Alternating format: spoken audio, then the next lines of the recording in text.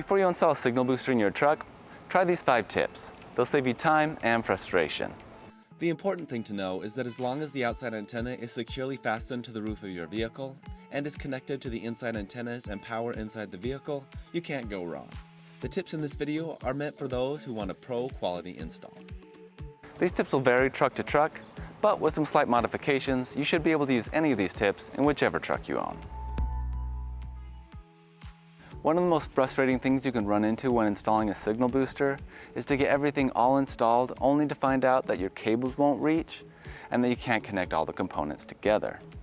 A soft install will alleviate this problem and save you a ton of time and frustration. So what is a soft install? A soft install is simply putting the different components where you think you want them, then running the cable, measuring it out, and making sure that everything will fit before you permanently install them.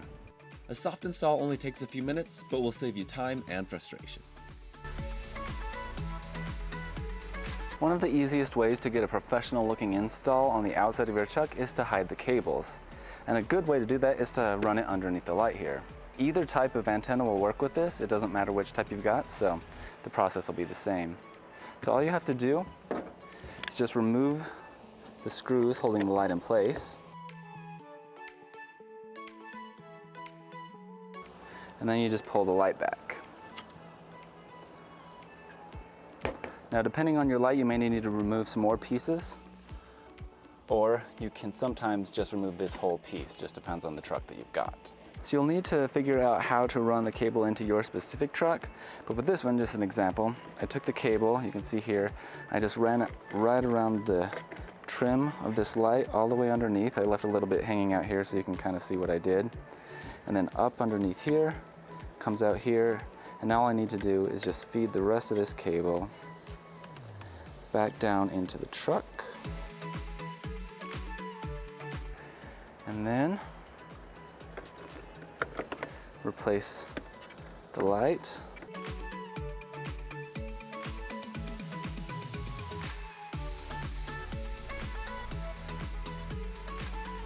So just pull the weather stripping down like this on your cable underneath.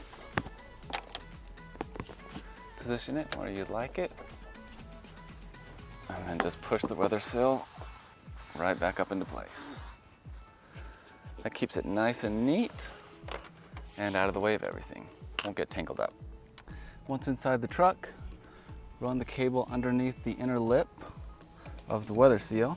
It's easy to run it along the ceiling and then down the door and down to the floor.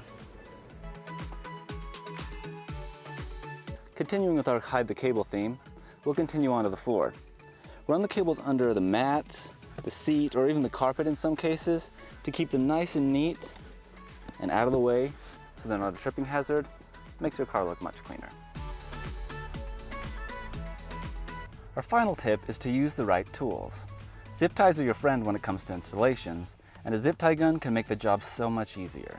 There are a number of models to choose from, but if you don't already have one, I highly recommend picking one up. You'll find yourself using it all the time. Also, speaking of zip ties, these little mounts come in really handy, depending on your installation. They can be used to keep the cable right where you want it when there isn't something to tie it to. So those are our top 5 tips for installing a signal booster in your truck. With these tips in your toolbox, you're already off to a great start.